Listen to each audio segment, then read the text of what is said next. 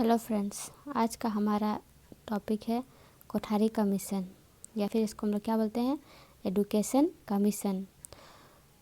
तो ये कोठारी कमीशन जो है इंडियन हिस्ट्री में बोला जाए तो ये 6th कमीशन है, और अगर इंडिपेंडेंट इंडिया होने के बाद ये हमारा 3rd कमीशन है।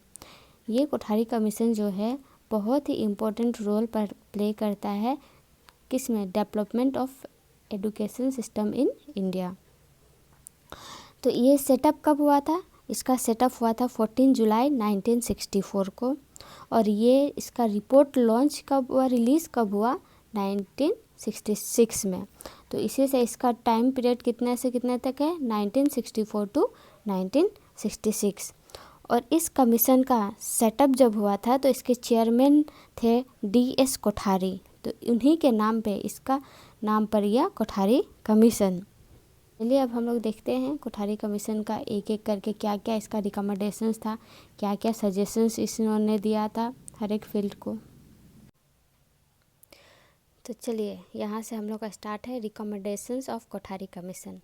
तो पहला क्या है, नेशनल ऑब्जेक्टिव ऑफ एजुकेशन। तो जो हम लोग एजुकेशन जो था उसका ऑब्जेक्टिव क्या क्या रखा गया था इसमें कोठारी कमीशन में, तो है इसका प्रोडक्टिविटी इंक्रीज़ करना, सोशल और नेशनल इंटीग्रेशन जो था इंडिया के अंदर उसको स्ट्रेंथन करना है एजुकेशन के थ्रू। फिर जो मॉडर्नाइजेशन प्रोसेस जो चल रहा था इंडिया में उसके स्पीड को बढ़ाना है, एक्सेलरेट करते हुए जाना है। फिर क्या था, डेमोक्रेसी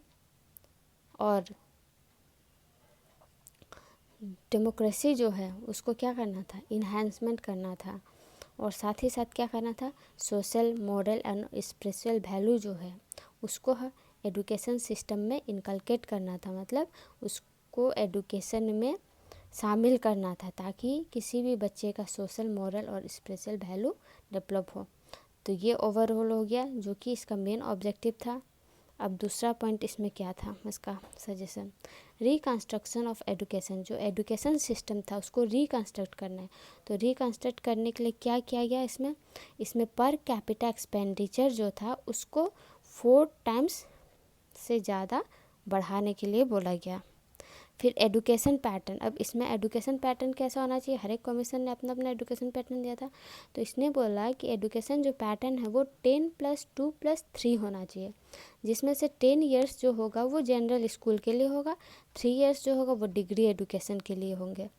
तो जिसमें से अगर 10 इयर्स एजुकेशन में हम लोग माने तो 4 इयर्स लोअर प्राइमरी को जाएंगे, 3 इयर्स अपर प्राइमरी को जाएंगे, और लास्ट का जो 3 इयर्स है वो सेकेंडरी एजुकेशन में जाएंगे। फिर 4th सजेशन किया गया था, फ्री एजुकेशन देने के लिए बोला गया कि किसी भी बच्चे को फ्री और कंपलसरी एजुकेशन दिया जाएगा। फिर इसमें 5th नंबर किस पे फोकस किया, लैंग्वेज डेवलपमेंट पे फोकस किया। इसमें क्या था कि इंग्लिश जो लैंग्वेज है उसको प्रोमोट किया गया, कब से, स्कूल स्टेज से ही, यानी बच्चे को इंग्लिश लैंग्वेज स्कूल स्टेज से ही सिखाया जाएगा, लेकिन इंग्लिश लैंग्वेज को एक लिंक लैंग्वेज के रूप में ही यूज़ किया जाएगा हायर एजुकेशन में। और हिंदी जो लैंग्वेज है उसको जितना भी मेन कोर्सेस है, ड्यू कोर्सेस है, उस सब के लिए यूज़ किया जाएगा। फिर टीचर्स के ऊपर भी ध्यान दिया गया इसमें। टीचर्स का सैलरी को क्या किया गया, टीचर्स को भी सैलरी अच्छा मिलेगा, उनका सैलरी 150 से लेके 1600 के बीच में किया जाएगा। फिर क्या गया 7th नंबर में, इलिटरेसी इंडिया में बहुत ज़्यादा था, तो इसमें इफ़ोर्ट डाला गया कि इस कमीशन के अंदर इलिटरेसी जो है उसको जितना हो सके उतना रिमूव किया जाएगा। फिर करिकुलम भी बहुत ज़रूरी है एजुकेशन में। तो इसमें क्या किया गया कि कॉमन करिकुलम रखा जाएगा, जितना भी स्टूडेंट रहेंगे उसके लिए 10 साल के लिए कॉमन करिकुलम रखा जाएगा। उसके बाद स्पेशलाइजेशन या फिर जो भी चेंजेस किया जाएगा, डाइवर्सिफिकेशन किया जाएगा, वो किस लेवल से किया जाएगा, हायर सेकेंडरी लेवल से किया जाएगा। फिर कॉमन स्कूल सिस्टम, मतलब किसी भी कास्ट, क्रीड, कम्युनिटी या रिलीजन के लिए एक ही स्कूल बनाया जाएगा। ये नहीं कि हर एक कास्ट का बच्चा अलग अलग स्कूल में पढ़ेगा, हर कास्ट का बच्चा एक ही स्कूल में पढ़ेगा, इसमें ये किया गया। फिर 10th नंबर क्या, मीडियम ऑफ इंस्ट्रक्शन। अब इंस्ट्रक्शन का मीडियम क्या होगा, बच्चा का जो रीजनल लैंग्वेज है उसी को सेकेंडरी एजुकेशन तक उसका रीजनल लैंग्वेज ही एजुकेशन का माध्यम किया जाएगा। फिर 11th नंबर क्या है, रिवाइज 3 लैंग्वेज फार्मूला। तो जो 3 लैंग्वेज फार्मूला हम लोगों ने पढ़ा है, सबसे फर्स्ट कोठारी कमीशन में ही दिया गया था। तो अगर ऑब्जेक्टिव में आता है कि 3 लैंग्वेज फार्मूला कब हुआ था, तो कोठारी कमीशन में हुआ था 1964 में ही। तो एट लोअर प्राइमरी लेवल में क्या होना चाहिए स्कूल में, या तो बच्चे का रीजनल लैंग्वेज या फिर जो उसका मदर टंग है वो होना चाहिए। अपर प्राइमरी में जाएगा तो रीजनल लैंग्वेज और हिंदी कंपलसरी होना चाहिए। फिर लोअर सेकेंडरी में अगर जाते हैं तो regional language plus Hindi plus English compulsory होना चाहिए। फिर 12th में क्या है, साइंस और मैथमेटिक्स जो सब्जेक्ट है उसको 10 इयर्स के लिए कंपलसरी करना है स्कूलिंग में।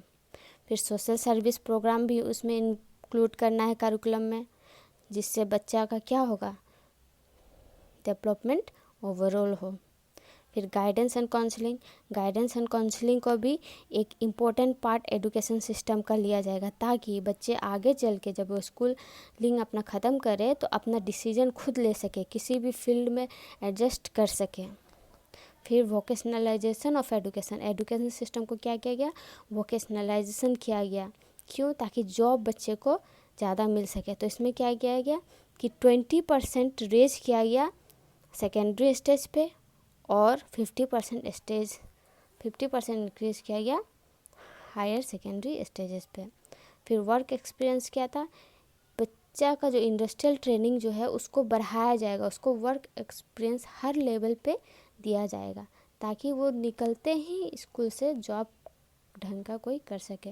फिर बैकवर्ड चिल्ड्रन पे भी इसमें फोकस किया गया। बैकवर्ड चिल्ड्रन पे क्या फोकस किया गया कि जो भी बैकवर्ड चिल्ड्रन है उसको देखा जाएगा कि बच्चे का क्या प्रॉब्लम है क्या नहीं है, उसके बाद उसका रेमीडियल प्रोग्राम्स बनाया जाएगा और उन लोगों को हेल्प किया जाएगा। फिर एवल्यूशन में क्या किया है कि जो एजुकेशन सिस्टम है उसमें कॉन्टीन्यूस एवल्यूशन किया जाएगा कि बच्चे का पढ़ाई कैसे हो रहा है नहीं हो रहा है, उसके लिए इंटरनल असेसमेंट लिया जाएगा, टेस्ट लिया जाएगा, उसके अकॉर्डिंग बच्चे को फिर रेमेडीज फर्दर दिया जाएगा।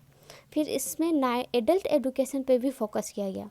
तो एडल्ट एजुकेशन में क्या गया, फैसिलिटीज़ प्रोवाइड किया गया, जैसे पार्ट टाइम एजुकेशन दिया गया, कॉरस्पॉन्डेंस कोर्स निकाल दिया गया। फिर एजुकेशन सिस्टम को एक्सटेंड कर दिया गया, ताकि जो एडल्ट अपना एजुकेशन को कंटिन्यू नहीं कर पाए वो कंटिन्यू कर सके। फिर स्टेटस ऑफ टीचर के स्टेटस पे भी ध्यान दिया गया। तो इसमें क्या गया, एक्सटेंसिव और कॉन्टीन्यूस एफर्ट दिया गया, ताकि टीचर का जो स्टेटस है यानी इकोनॉमिक, सोशल और प्रोफेशनल स्टेटस है वो बढ़ सके। फिर एजुकेशन ऑफ हैंडीकैप पर्सन पे भी वो क्या गया, तो इसमें क्या गया, by 1986 education for 15% of the physically handicapped. ठीक है, 1986 तक 15% को दिया जाएगा फिजिकल। फिर 5% of the mentally handicapped and 10% of totally handicapped should be provided। तो ये डिस्टिंग्विश कर दिया परसेंटेज वाइज, जितने भी हैंडीकैप्ड ग्रुप सब है उन लोगों को दिया जाएगा। फिर कंकरेंट लिस्ट भी इसमें था।